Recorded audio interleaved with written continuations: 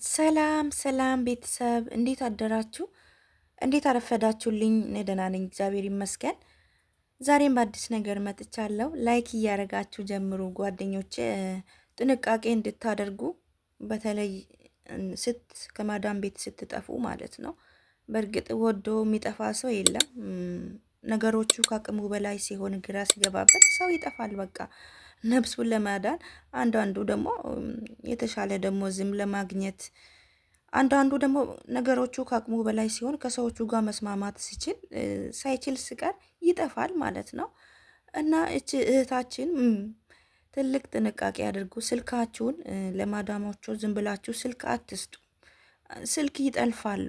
እና እቺ ልጅ ምን አደረጓት? ስልኳንም ጠልፏል ማለት ነው። እያንዳንዱን ነገር የምታወራውን ነገር ነው ያሳየቻት። እያንዳንዱን ነገር ስልኳን ጠልፋ ማለት ነው።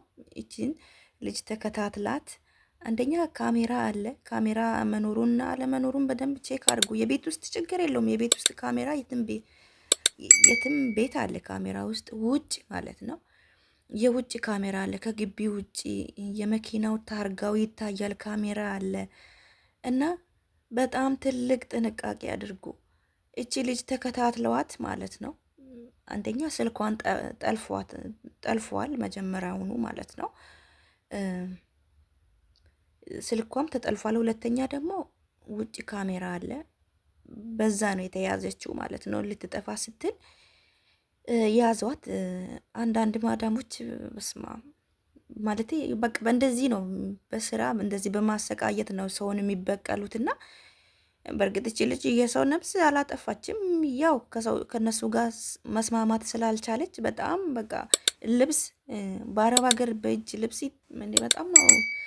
ከዚህ በፊት አንድ ልጅ ነግረኛለች እና የውስጥ ልብሳቸውን በእጅሽ ጠቢ ደም ምናምን የነካውን ይሉኛል አለች። እና እኔ እንጃ ምን አይነት ቀፋፊ እንደሆነ ኧረ በጣም ነው የሚያስጠሉ። ብቻ ልብስ በእጇ ነው የምታጥበው ይቺ ልጅ ማለት ነው።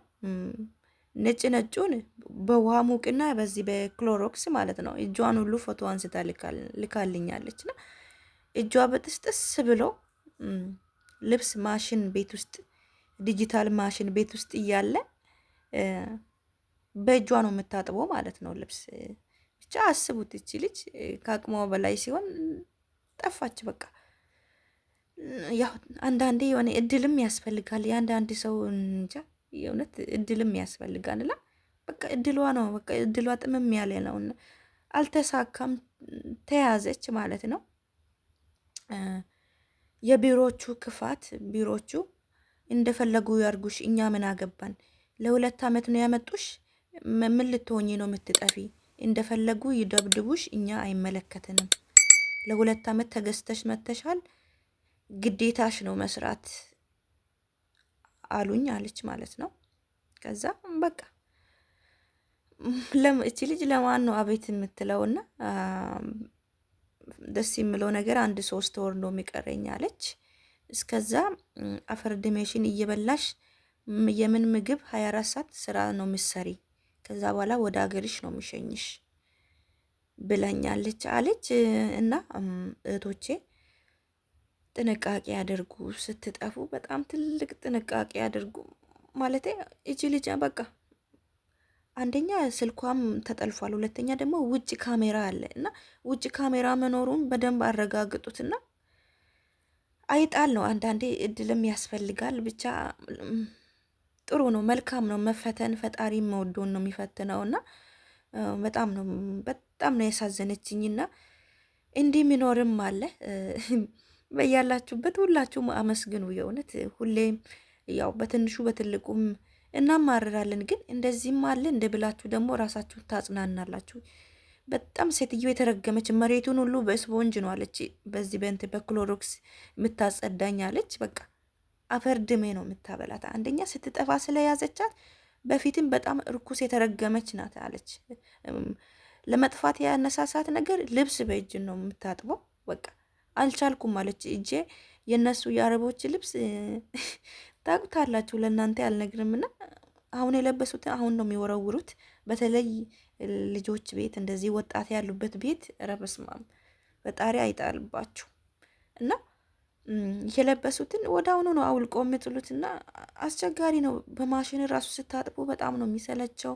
ማጣጠፉ፣ መተኮሱ ብቻ የሆነ ቋቅ ነው የምለው ስራው ማለት ነው። አይደለም በእጃችሁ ማጠብ በጣም ነው የሚከብደው።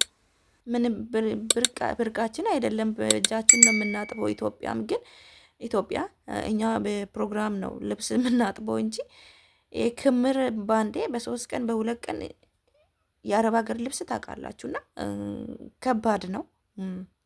ምን ኢትዮጵያ በእጁ አይደል እንደምታጥበው ለምንድን ነው የምታካብዱ ልትሉም ትችላላችሁ። ግን አይደለም፣ ይሄ ለየት ይላል። የአረቦቹ ልብስ ብዛቱ ብቻ በዚህ ላይ ስራ አለ። እቺ ልጅ በእጅ ልብስ ማጠብ በጣም ነው የሚከብደው። ብቻ ነጭ ነጩን ደግሞ በእጇ እንትን በዚህ በክሎሮክስ ነው አለች የምታሳጥበኝ። እጇ አላርጂክ ሆኖባት በጣም ነው ቁስልስል ያለውና እረ ፈጣሪ ሆይ አንተ ብቻ እርዳት። እኔ ሌላ ምንም ምለው ነገር የለም። ፈጣሪ እንግዲህ ከሷ ጋር ይሁን። በጣም ነው ያሳዘነችኝ። እናንተም ደግሞ ጥንቃቄ አድርጉ እህቶቼ። ሁላችሁም ደግሞ ባላችሁበት ፈጣሪያችሁን አመስግኑ። እንዲህም ደግሞ የሚኖር አለ አንዳንድ ልጆች ጥንካሬያቸው በስማም በጣም ነው የምትገርሙትና ፈጣሪ ከእናንተ ጋር ይሁን። መፈተን ለመልካም ነው። ፈጣሪ የሚወደውን ሰው ሁሌም ይፈትናል። የሆነ የተሻለ ነገር ሊሰጣችሁ ሲል ይፈትናችኋል። በጣም ነው ያሳዘነችኝ እቺ ልጅ። ከሁሉም ደግሞ ያናደደኝ ቢሮዎቹ የልብ ልቧን ሰጧት ማለት ነው። ለሴትዮዋም ለሷም ማለት ነው። እንደፈለግሽ አድርጋት፣ እኛ አይመለከትንም። ለማዳሟም እሷንማ ጭራሽ ሙልጭ አድርጎ ነው ያለው የሰደቡኝ። ምን ልትሆኝ ነው የጠፋሽው? እንደውም መታሰር ነው ያለብሽ እንጂ ወደ ቤት ራሱ መመለስ የለብሽም።